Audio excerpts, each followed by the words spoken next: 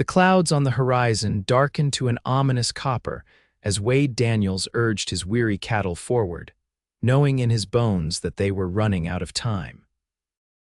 The Texas Panhandle of 1887 was unforgiving at the best of times, but with a dust storm brewing and 300 head of cattle to move to safety, Wade felt the weight of responsibility heavy on his shoulders. Keep them moving. He called to his two remaining hands, his voice carrying over the lowing of the nervous cattle. The drive had already taken 2 weeks longer than planned, and now Mother Nature seemed determined to punish their delay. Pearline Owens watched from the porch of her family's modest homestead as the cattle approached in the distance. At 22, she had seen enough dust storms to recognize the telltale signs of approaching disaster. Her father had left 3 days ago for supplies in town, and her mother lay inside with a fever that had yet to break. The sight of the cattle drive approaching their property sent her heart racing. Perhaps they could offer assistance before the storm hit. Wade noticed the homestead just as the first gusts of wind began to whip at his hat.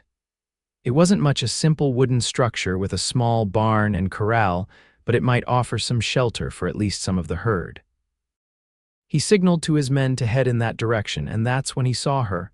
A woman standing on the porch, her dress and honey-brown hair billowing in the strengthening wind. "Miss," he called out as he approached, tipping his hat despite the circumstances. "Dust storms coming fast." "We need shelter for our cattle," Pearline shaded her eyes against the increasingly dusty air. "The north pasture has a windbreak of cottonwoods. You can use our corral for the calves." She had to shout to be heard over the rising wind. Wade nodded gratefully, already signaling to his men. "Much obliged, madam. Name's Wade Daniels." "Pearline Owens," she replied, then gestured urgently toward the ominous wall of dust that was rapidly approaching from the southwest. "But there's no time for pleasantries, Mr. Daniels."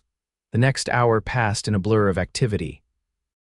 Wade and his men worked frantically to direct as many cattle as possible into the relative safety of the north pasture, while Pearline opened the gates to her family's corral for the weakest calves. The wind grew stronger by the minute, and the horizon disappeared behind a towering wall of churning dust. "We won't get them all to safety," Wade shouted to Pearline as they secured the corral gate together, their hands briefly touching on the rough wood. Despite the chaos, he couldn't help noticing her determined expression, the intelligence in her eyes. "Focus on the ones you can save," she replied pragmatically, pulling her kerchief higher over her nose and mouth. "The rest will have to weather it out in the open." As the last of the vulnerable calves were secured, the leading edge of the storm hit with terrifying force. The air turned from hazy brown to near black in moments, the sound of the wind rising to a deafening roar. Wade grabbed Pearline's arm instinctively. "We need to get to the house," he shouted, barely audible over the storm's fury. The wall of dust had swallowed everything: the cattle drive, the remaining men, the horizon itself. All that existed was the immediate space around them, and even that was fading rapidly as visibility dropped to mere feet. Pearline nodded, pulling at his sleeve. "This way," she called, but her voice was lost in the howl of the wind. Wade kept his grip on her arm, unwilling to lose her in the maelstrom. She pointed toward what he assumed was the direction of the house, though he could no longer see it through the thick cloud of dust.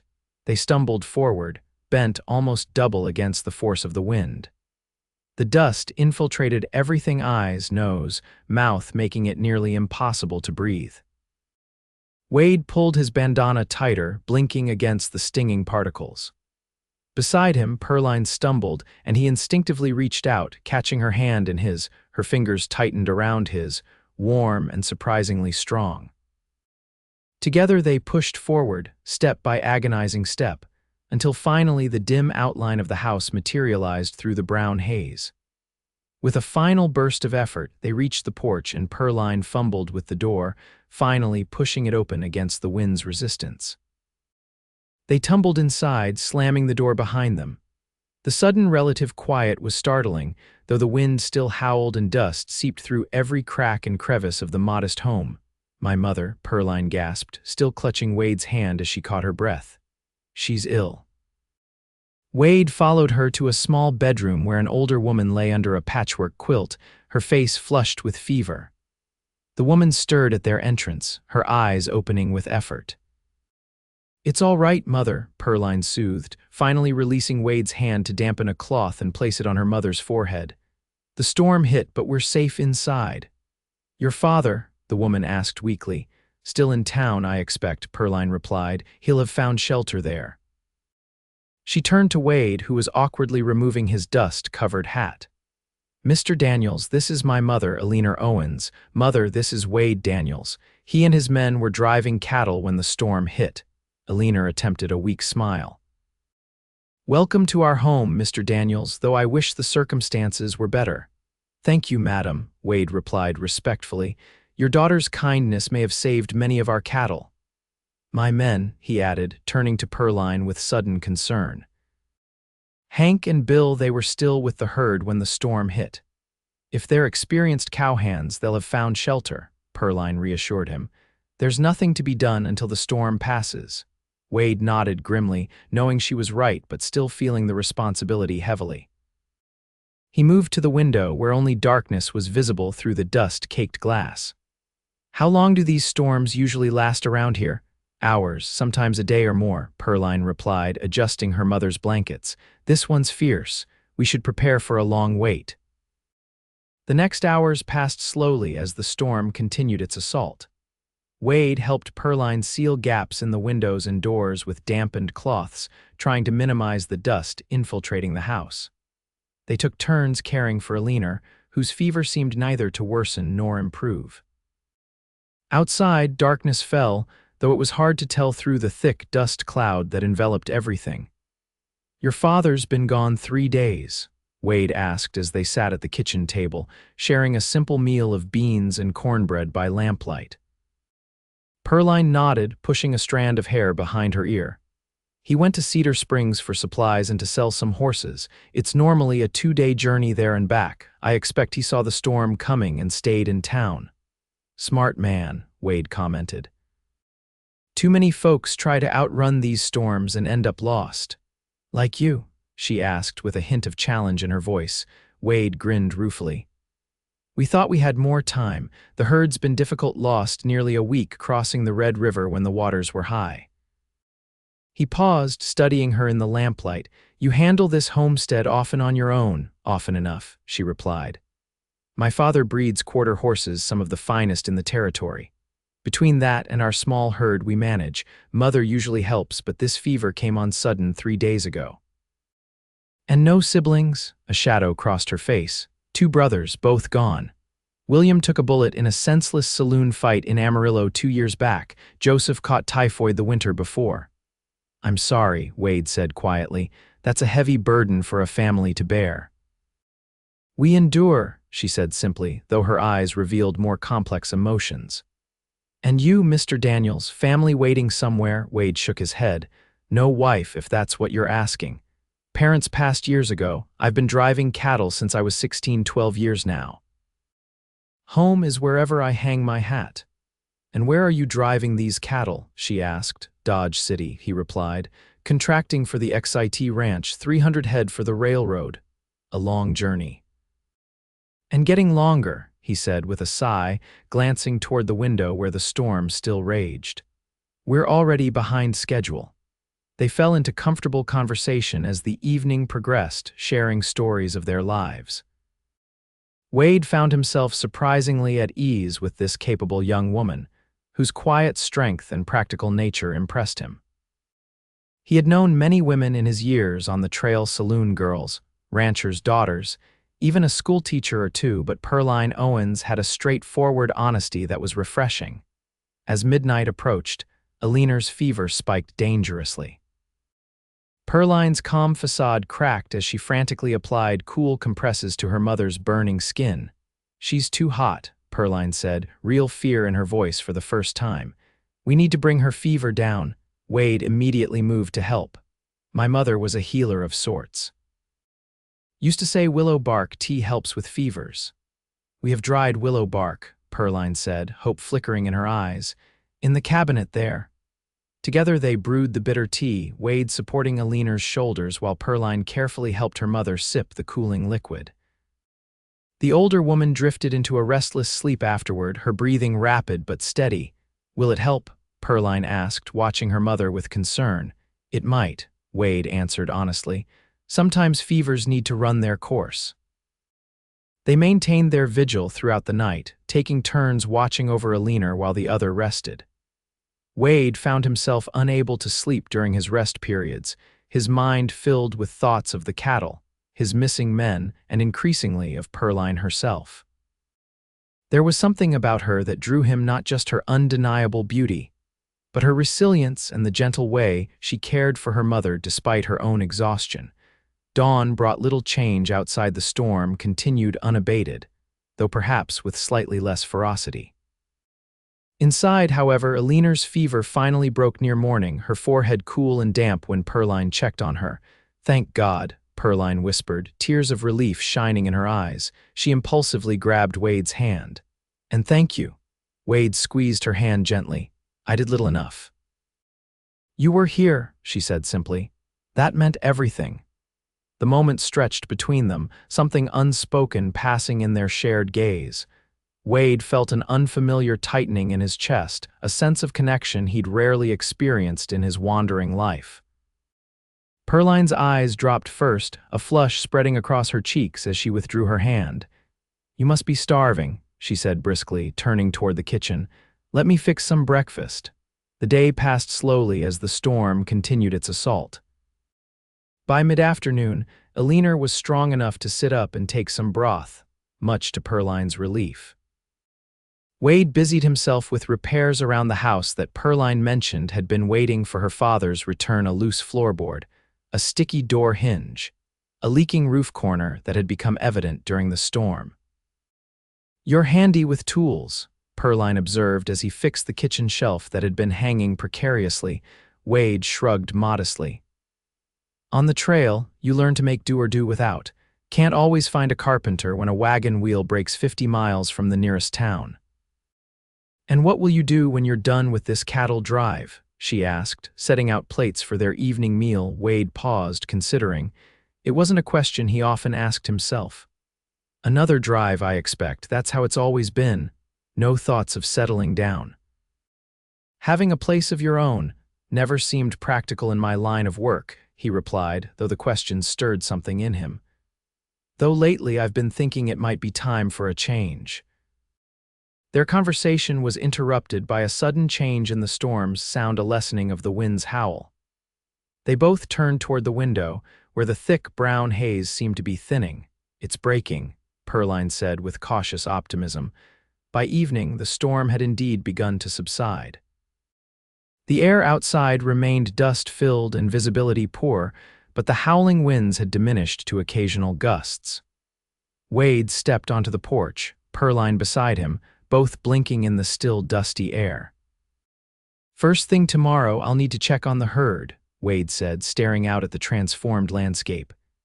Everything was coated in a thick layer of reddish-brown dust: fence posts, water troughs, the barn roof all buried under inches of fine soil. And find your men, Pearline added softly. Wade nodded, worry creasing his brow. If they found shelter, they should be fine. You're welcome to stay another night, Pearline offered. My father should return soon, now that the storm's passing. Wade tipped his hat in thanks. Much obliged. I'd rest easier knowing your mother has someone looking after her while you sleep. As predicted, by morning the storm had blown itself out, leaving behind an alien landscape of dust drifts and buried vegetation. Wade rose early, anxious to assess the damage to his herd. Pearline insisted on accompanying him after checking that her mother was resting comfortably. I know this land better than you do, she said practically when he protested. Some landmarks will be unrecognizable after this storm. She was right. As they made their way to the north pasture, Wade found himself disoriented by the changed terrain.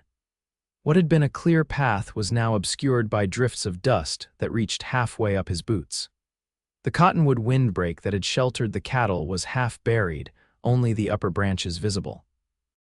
There, Pearline pointed, and Wade saw with relief that most of the cattle they'd managed to corral seemed to have survived. They stood huddled together, coated in dust but alive, their breath creating small clouds in the morning air. Thank God, Wade breathed.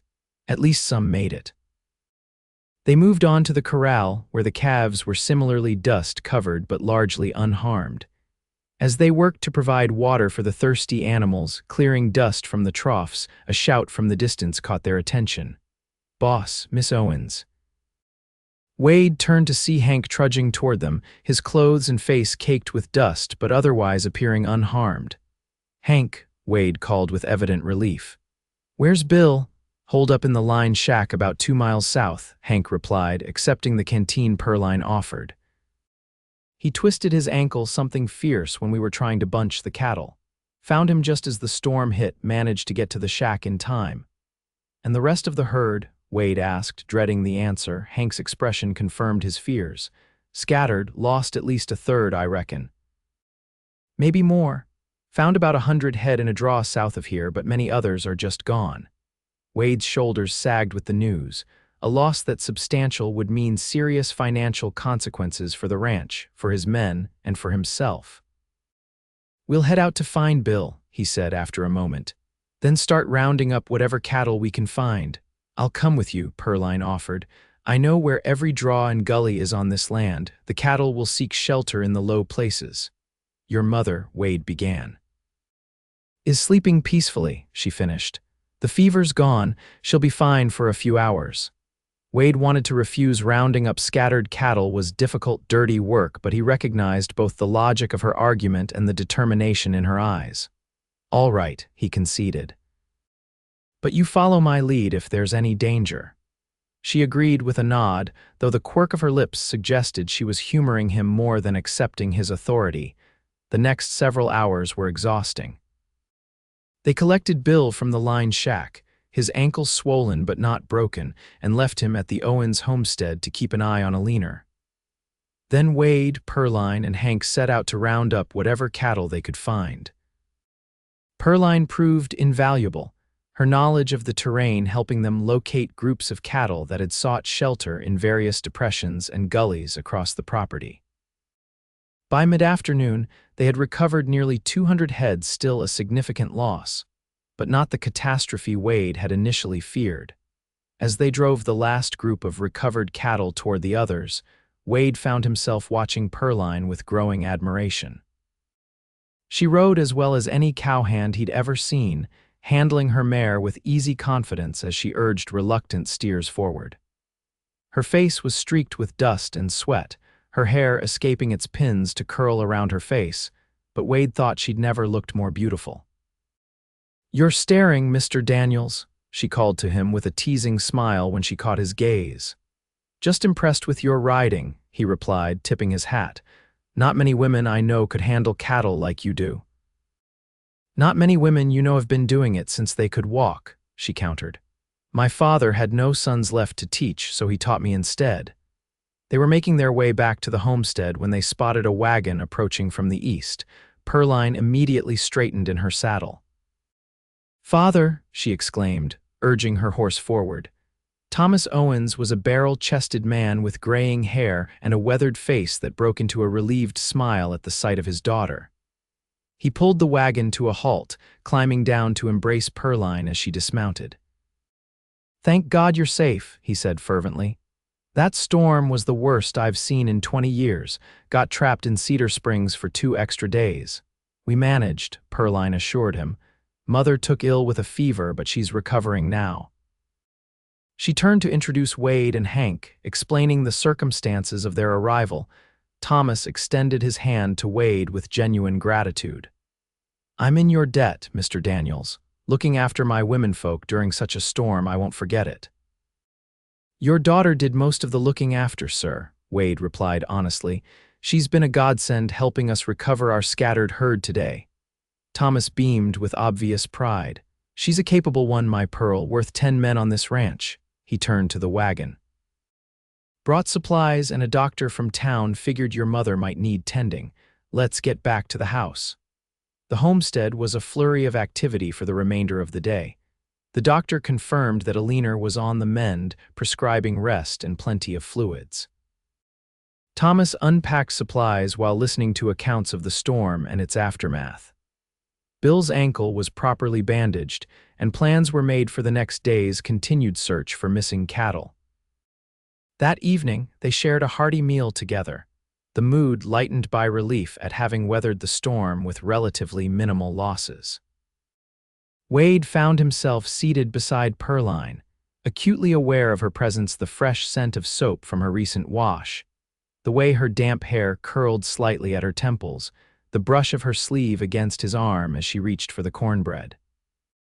After dinner, while the others settled in the main room, Wade stepped outside for a breath of air. The night was startlingly clear after the dust storm, stars spread across the sky in breathtaking profusion.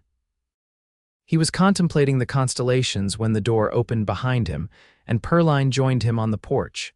"Beautiful night," she commented, wrapping a shawl around her shoulders against the cooling air. "Makes it hard to believe yesterday's storm," Wade agreed. They stood in comfortable silence for a moment, both gazing upward at the star-strewn sky. "Your father seems like a good man," Wade said eventually. Pearline nodded. "The best. He's kept this place going through droughts, storms, and personal tragedy, never gives up." "I see where you get your determination," Wade observed with a smile. She turned to face him, her expression thoughtful. "What will you do after you find the rest of your cattle, Mr. Daniels?" "Wade," he corrected gently. "After all we've been through, I think we can dispense with formalities." "Wade," she repeated, his name sounding different in her voice. "We'll continue to Dodge City," he replied, answering her original question. "Deliver what cattle we've saved, face the music for those we've lost." And then, Wade hesitated. It was a simple question with a complicated answer, one that had changed somehow in the past 2 days. "I don't know," he admitted. "For the first time in years, I'm not sure what comes next." "Because of the lost cattle?" she asked. "Because of you," he said simply, the words escaping before he could consider them. Pearline's eyes widened slightly, but she didn't look away. "We've only just met," she said softly. "I know," Wade acknowledged, "and it makes no sense. I'm a cattleman with no roots and no prospects beyond the next drive, but these past 2 days." He paused, searching for words. "When that storm hit and I took your hand, something changed. I can't explain it." Pearline was silent for a long moment, her gaze steady on his face. "My father always said that sometimes life's biggest changes come from the smallest moments," she finally said. "Like a dust storm that forces a cattleman to seek shelter on our land." Wade took a step closer, drawn by something in her voice. "Pearline." "Pearl," she corrected with a small smile. "My friends call me Pearl." "Pearl," he repeated, the name feeling right on his lips. Tentatively, he reached for her hand, half expecting her to pull away. Instead, her fingers intertwined with his, warm and certain. "I don't know what happens next either," she confessed. "But I'd like to find out." Under the vast Texas sky, with the lingering dust of the storm still settling around them, Wade felt something settling within himself, as well as certainty he'd never experienced in his rootless existence. Whatever came next, he knew with sudden clarity that he wanted Pearl Owens to be part of it. The following week passed in a blur of activity. Wade, his men, and Thomas Owens worked tirelessly to recover as many of the scattered cattle as possible. In the end, they managed to locate all but about 60 head, a loss, certainly, but not the disaster it could have been. Alina continued to improve, regaining her strength enough to return to her usual household duties by the 4th day after the storm. She took a shine to Wade, often inviting him to sit with her on the porch in the evenings while she mended clothes or shelled peas, asking questions about his life on the trail and sharing stories of the early days when she and Thomas had first settled this land. "You know," she remarked one evening while Pearl was inside preparing supper, "I haven't seen my daughter smile so much in years." Wade felt heat rise in his cheeks. "Mrs. Owens, Alina, please," she interrupted gently, "and don't be embarrassed. It gladdens my heart to see her happy." "She's an extraordinary woman," Wade said honestly. Alina nodded, her hands continuing their work with the peas. "She is indeed," Too extraordinary for most men around these parts. They see a pretty face, but they don't value her mind or her capabilities. She gave Wade a pointed look. You seem different in that regard. I've never met anyone like her, Wade admitted. She's saved as many cattle as any of us this past week, rides better than most men I know, and still manages to run this household. And yet she's still unmarried at 22, Alina continued. Not for lack of offers, mind you. The Prescott boy from the next county over has been trying to court her for 2 years. Fine family, good prospects. Wade felt an unexpected stab of jealousy. I see, Alina's eyes twinkled knowingly. She's turned him down 3 times. Says she's waiting for someone who sees her as a partner, not a prize.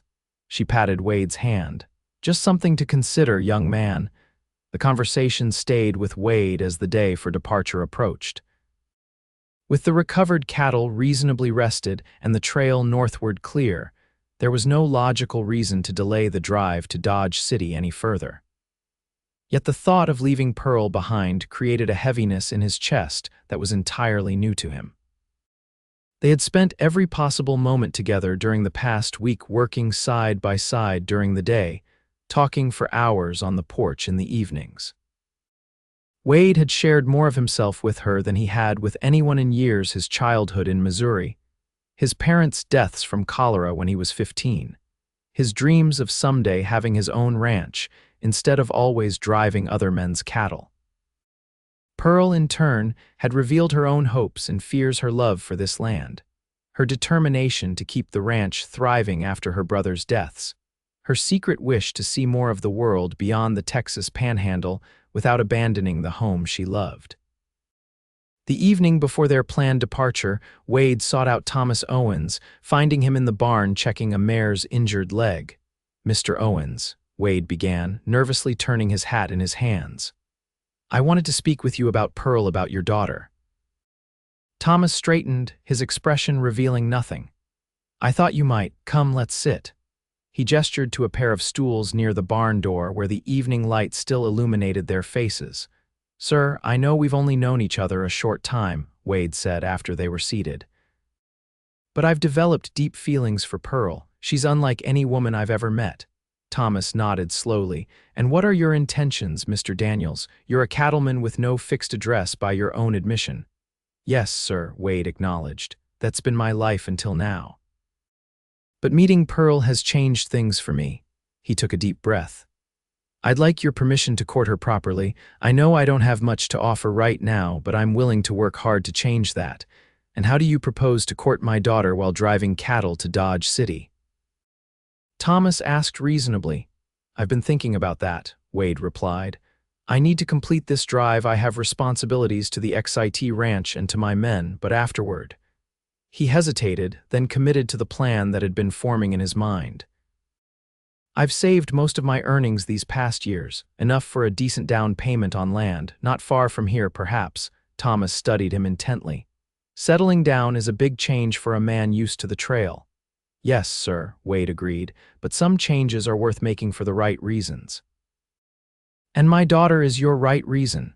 Thomas's tone was neutral, giving nothing away. She is, sir, Wade stated with conviction. I love her. I know that might seem hasty, but it's the truth. I want to build a life with her if she'll have me.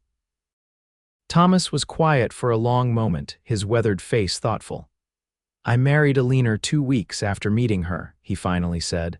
My family thought I was crazy, turned out to be the best decision I ever made. His expression softened slightly. Have you spoken to Pearl about these plans? Not yet, Wade admitted. I wanted to speak with you first out of respect. Thomas nodded approvingly. Well, Mr. Daniels, I appreciate that, but my daughter makes her own decisions, has done since she was knee-high to a grasshopper. He stood, extending his hand. You have my permission to ask her. The rest is up to Pearl. Wade shook his hand gratefully. Thank you, sir. One more thing, Thomas added as they walked toward the house. That land you're thinking of buying, there's a parcel adjoining our northern boundary that's coming up for sale. Belongs to old Sam Ferguson.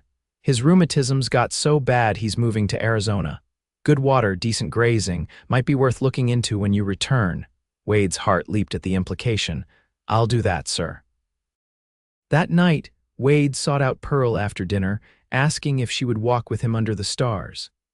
They strolled away from the house toward a small rise that offered a view of the surrounding countryside, now almost returned to normal after the dust storm's ravages. "So tomorrow you leave," Pearl said, breaking the comfortable silence that had fallen between them. "Yes," Wade replied, feeling the weight of that single word. "I'll miss you," she admitted softly. "These past days have been the best of my life," Wade finished when she trailed off. She turned to face him, her expression earnest in the moonlight. "Mine too, which is strange, considering they started with a dust storm and nearly losing half the ranch." Wade smiled, reaching for her hands. "Pearl, I need to ask you something important." She nodded, her eyes intent on his face. "I have to complete this cattle drive. I gave my word, and I have responsibilities to my men, but when it's done..." He took a deep breath. "I want to come back to you, to visit," she asked, her voice carefully controlled. "No," Wade said firmly, "to stay if you'll have me." Pearl's eyes widened. "Wade, your life is on the trail. You've said so yourself." "My life is wherever you are," he replied simply. "I've been thinking about settling down for a while now, just never had a good enough reason. Now I do." He squeezed her hands gently. "I love you, Pearl Owens." "I know it's fast and probably seems foolish." "It's not foolish," she interrupted, her voice catching. "Not if you feel even a fraction of what I feel for you." Hope surged in Wade's chest. "And what do you feel?" "Love," she whispered, the word hanging in the night air between them. "I love you too, Wade Daniels. I think I started falling for you when you held my hand in that dust storm, refusing to let go until we reached safety." Wade brought one hand up to cup her cheek. "I'll never let go," he promised. "I've talked to your father about courting you properly. I plan to buy land when I return, maybe that Ferguson property he mentioned. Build something of my own, our own if you'll have me." Pearl's smile was radiant. "Are you proposing to me, Wade Daniels?" "Not yet," he replied with a grin. "When I propose, I'll have a ring and be wearing my good boots. This is me asking for a promise that you'll wait for me to return, that you'll let me court you properly, and that you'll consider a future with a former cattleman who's ready to put down roots." "Yes," she said without hesitation. "To all of it, I'll wait for you." Under the vast Texas sky, Wade drew her into his arms and kissed her for the first time, a gentle, questioning kiss that quickly deepened as Pearl responded with unexpected fervor. When they finally parted, both breathless, Wade rested his forehead against hers. 6 weeks, he promised. "I'll be back in 6 weeks. I'll be counting the days," Pearl replied, her arms still around his neck. The morning of departure arrived with clear skies and a cool breeze, perfect weather for starting a cattle drive. Wade's men had the herd ready to move by sunrise, the recovered cattle seeming eager to continue their journey after the extended rest. The Owens family came out to see them off, Thomas with a firm handshake and advice about the trail ahead, Eleanor with a package of biscuits and dried apple tarts for their saddlebags, and Pearl, her eyes shining with unshed tears despite her brave smile. 6 weeks, Wade reminded her as he mounted his horse after a lingering goodbye that had Hank and Bill exchanging knowing grins. 6 weeks, she confirmed. "Not a day longer, Wade Daniels, or I'm coming after you," he laughed, the sound full of joy and promise. "I believe you would." Leaning down from the saddle, he kissed her once more, heedless of their audience. "I love you, Pearl Owens." "I love you too," she replied. "Now go before I change my mind and hide your saddle." With a final tip of his hat, Wade signaled to his men, and the cattle drive lurched into motion once more. As they crested the first rise, Wade turned in his saddle for one last look at the Owens homestead at Pearl, who still stood watching, her hand raised in farewell. "Looks like that dust storm blew in something good after all, boss," Hank commented as they rode. Wade smiled, facing forward again with renewed purpose. "It surely did, Hank, it surely did." The drive to Dodge City proved less eventful than the journey thus far, though not without its challenges. A swollen creek delayed them for 2 days, and a brief encounter with rustlers near the Kansas border cost them 5 head before Wade and his men drove the thieves off. Still, they made good time, arriving at the railhead just 4 weeks after leaving the Owens ranch. The cattle were counted, the loss from the dust storm duly noted, and payment rendered reduced, but still sufficient to pay his men and leave Wade with the savings he'd need for his plans. After settling accounts, he gave Hank and Bill their wages plus a bonus. "What's next for you, boss?" Bill asked as they shared a final drink in a Dodge City saloon. "Going back to Texas," Wade replied without hesitation. "Going to buy some land near the Owens place." Hank grinned knowingly. "And a certain lady rancher has nothing to do with this decision," Wade chuckled. "She has everything to do with it." "Well, I'll be," Bill said with genuine pleasure. "Wade Daniels settling down, never thought I'd see the day." "Life surprises you sometimes," Wade replied, thinking of the dust storm that had changed his path so completely. The return journey seemed interminable to Wade, despite making better time without a herd to drive. He pushed himself and his horse hard, stopping only when necessary, driven by the thought of Pearl waiting for him. 2 weeks after leaving Dodge City, he crested the familiar rise and saw the Owens homestead in the distance. Looking peaceful under the afternoon sun, his heart racing, Wade urged his tired mount forward. As he approached, he saw Pearl emerge from the barn, shading her eyes against the sun. Even at a distance, he could see the moment she recognized him, her entire posture changed, and then she was running toward him, heedless of decorum. Wade dismounted in a fluid motion and caught her as she launched herself into his arms, lifting her off her feet in a joyful embrace. "You're early," she gasped when he finally set her down, though he kept his arms firmly around her waist. "Couldn't stay away," he admitted, drinking in the sight of her cheeks flushed, hair escaping its pins as usual, eyes bright with happiness. "I missed you," Pearl said, reaching up to touch his face, tracing the new lines etched by sun and wind during his absence. "Every day." "I missed you too," Wade replied, "so much that I nearly turned around a dozen times." They might have stood there indefinitely, simply savoring their reunion, had Thomas and Alina not emerged from the house, drawn by the commotion. "Welcome back, Wade," Thomas called, his tone warmly approving at the sight of his daughter's happiness. Over a celebratory dinner that evening, Wade shared the news of the successful cattle delivery and his plans for the future. Thomas confirmed that the Ferguson property was still available, and they made arrangements to ride out the following day to look it over. Later, sitting on the porch swing with Pearl tucked against his side, Wade reached into his pocket and withdrew a small velvet pouch. "I have something for you," he said softly, enjoying the way her eyes lit with curiosity. "What is it?" she asked as he placed the pouch in her hand. "Open it and see." Pearl loosened the drawstring and tipped the contents into her palm. A ring gleamed in the lantern light, a simple gold band set with a small but perfect diamond. "Wade," she breathed, looking up at him with wide eyes. He took the ring from her palm and held it between his fingers. "I promised I'd have a ring when I proposed properly," he reminded her. "And I'm wearing my good boots too." Pearl laughed, tears gathering in her eyes. Wade slid from the swing to one knee before her, holding the ring up. "Pearl Owens, I've loved you since that dust storm threw us together. I want to spend the rest of my life with you, working beside you, building something lasting, watching the sky turn kind at the end of each day with you in my arms. Will you marry me?" "Yes," she answered without hesitation, her voice steady despite her tears. "Yes, Wade Daniels, I will marry you." He slipped the ring onto her finger, then drew her into a kiss that held all the promise of their future together, a future born in a howling dust storm, but destined for clear skies ahead. They were married a month later in the Cedar Springs church, with half the county in attendance. The Ferguson property became the Daniels Ranch, adjoining the Owens land to create a combined operation that quickly gained a reputation for quality horses and cattle throughout the territory.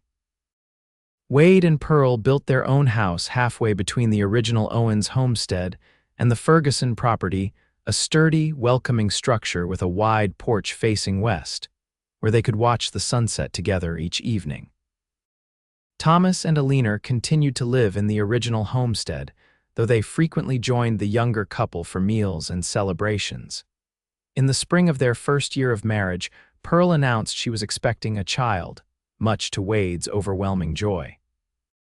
Their daughter, Sarah Eleanor Daniels, was born on a clear January morning in 1889, with her grandmother Eleanor proudly assisting the doctor. 2 years later, their son Thomas Wade Daniels joined the family, followed by twins William and Joseph in 1893, named for Pearl's lost brothers, but bringing new joy to the family name. As the years passed, the combined ranches prospered under their careful stewardship. Wade never regretted leaving the cattle drives behind, finding deeper satisfaction in building something permanent with the woman he loved. Pearl, for her part, finally got to see more of the world. Wade took her to San Francisco for their 5th anniversary, to New Orleans for their 10th, and all the way to New York for their 15th. Yet they always returned to their Texas home, to the land that had brought them together, where their children grew strong and capable under wide open skies. On their 20th anniversary, Wade surprised Pearl with a special gift, a painting he'd commissioned of their land during a sunset, the sky painted in impossible shades of pink and gold. To remember how it all began, he explained as she unwrapped it.